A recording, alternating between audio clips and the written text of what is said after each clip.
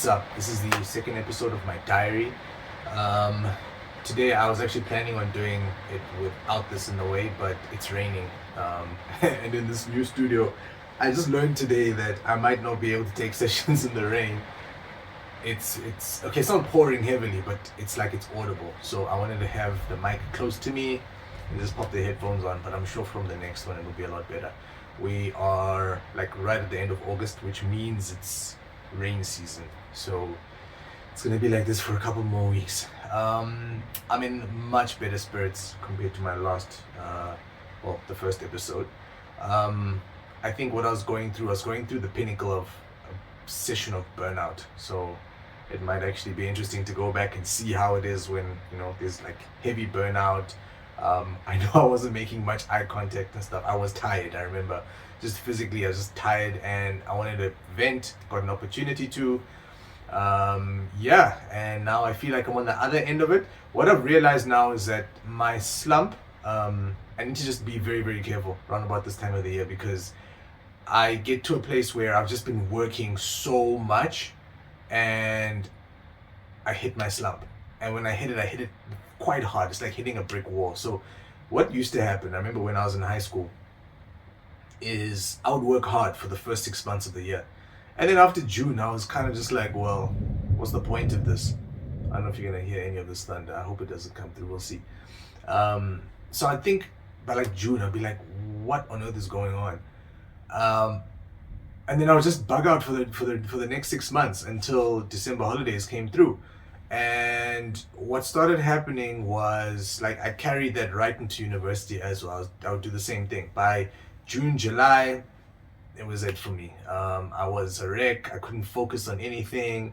That sort of changed when I moved to Joburg, when I was done with university, because like the years were very, very different. We didn't have vacation and that type of thing, so I kind of just continued pushing. And I remember there was a year, I think it was in October, where I completely just burnt out. But I wasn't the only one. I remember everybody else in the office also just completely burnt out. And I was like, I'm going to actually start calling it October syndrome, where those who have pushed, and it's that time of the year where everyone is just like, look, we've done what we need to do for the year. I think what happened this year is that it's come a bit early, just because of the irregularities of last year and this year. Last year we had COVID, of course, which kind of threw things off. It was weird. By the time October, November came through, I was like, okay, cool, we're at the end of the year. What's going to happen next? And now that things have started to open up again, I find myself in a situation where I'm like, okay, cool. Let's try to get more stuff done because stuff is opening up. But at the same time, this is tiring, man. It's tiring because we're not used to it. When we've been out of the loop for such a long time, and here we are, we're trying to get back into things, and we're trying to, figure things out and get systems running again. Work is difficult again as well. So we're getting tired, but it's happening a lot faster, right? I can say this year it happened to me in August as opposed to October. I just had to take a step back and just recalibrate.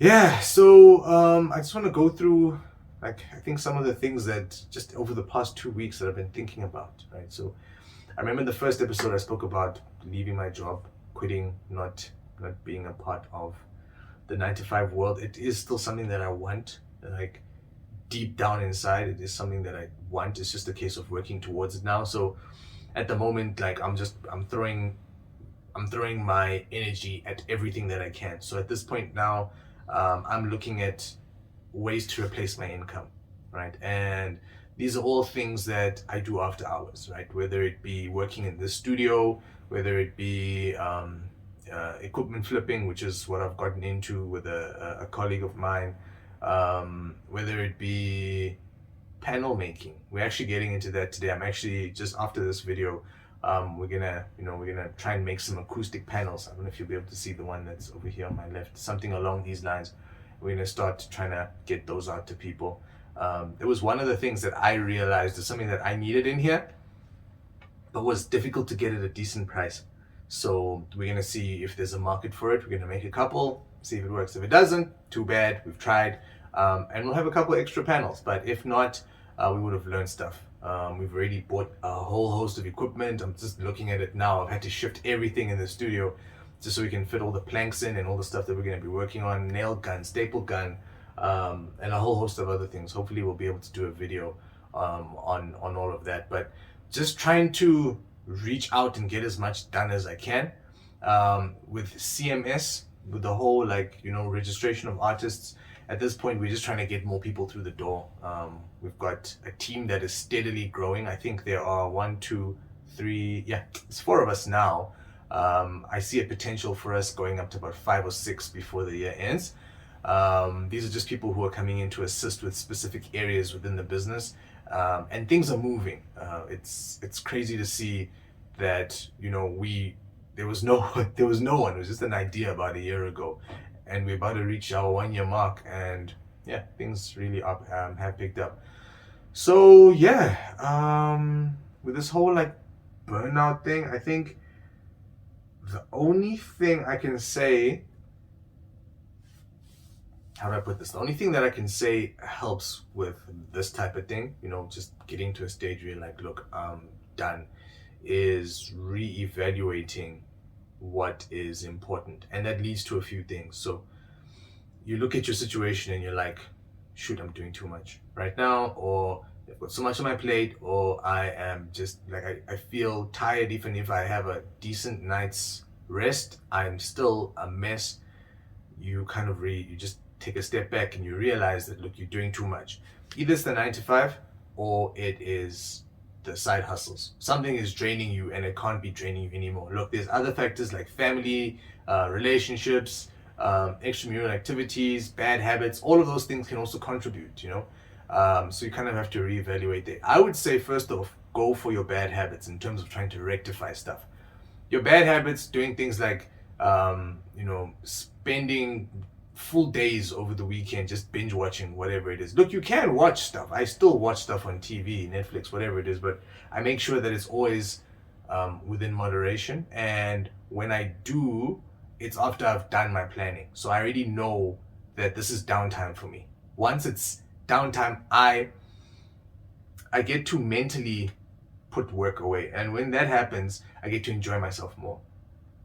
As opposed to feeling like, snap, I want to watch a bit of Netflix, but I feel a bit guilty for doing that. So yeah, just reevaluating your habits. From that point, I think then you can take a step back and have a look at your side hustle. Is it something that is bringing you joy? Is it something that's bringing you money? Because I know for some people that is a motivator. It's not a great motivator, but it is something that can keep you moving. You're like, oh, this is actually working. We're in business. I was saying to my colleague, like, we're in business now. Like, we can start making cash off this thing. And kind of drove us a little bit more for a little while. Sure, we love what we're doing, but yeah, it does help. So reevaluating your side hustle and making sure what you're doing is actually what you enjoy, because there are going to be those days where just nothing happens. I mean, even here in this business, month 1 was amazing. Month 2, which is the month we're in right now, was horrible. We didn't have many people come through to record. It's just been a mess. But at the same time, I've been trying to figure out how and why we had such a good first month. Look, it was our opening month, but at the same time, what strategies had I put in place to make sure that stuff happened in that first month? What can I do for month 3 that's going to make it that much better than month 2? Otherwise, there's no point in having this space. So reevaluating the side hustle, and then I think the third step would then be to reevaluate your working environment, your 9 to 5, if that is something that you're in at the moment. Our 9 to 5s afford us a lot. It affords us purpose. So there's a general purpose throughout the week, Monday to Friday, or whatever your schedule looks like. You are going into work and you are hustling. You're grinding at your job. It might be for someone else, but there's purpose in that. It brings you a salary, and that salary allows you to afford certain things, right? Clothes on your back, warm meal, warm place to stay, and luxuries like a studio like this, equipment, phone, whether it be a mic, whatever it might be. So yeah, we need to reevaluate and say that's what it's doing? Is there a way of getting the side hustle to do what the 9 to 5 is doing so that the 9 to 5 can fall away? I think that's the way that I've seen that has kind of helped me to figure out what to do next. Because now I have a plan based on what the events that happened between now and the first episode. I now have a multiple point plan of how I'm going to transition, when it's going to happen, how I want it to happen, and things change, plans change, and I know that like in a month from now I might feel different, but I have I've made notes, right? So I sort of understand exactly how it's going to play out. Hopefully it plays out that way. If it doesn't, too bad. We'll see. Yeah, so that's me. I guess I'm just going to keep this one a bit short. If there is like any strategies that you've used to overcome moments where you're just like, look, I cannot do this anymore, please let me know.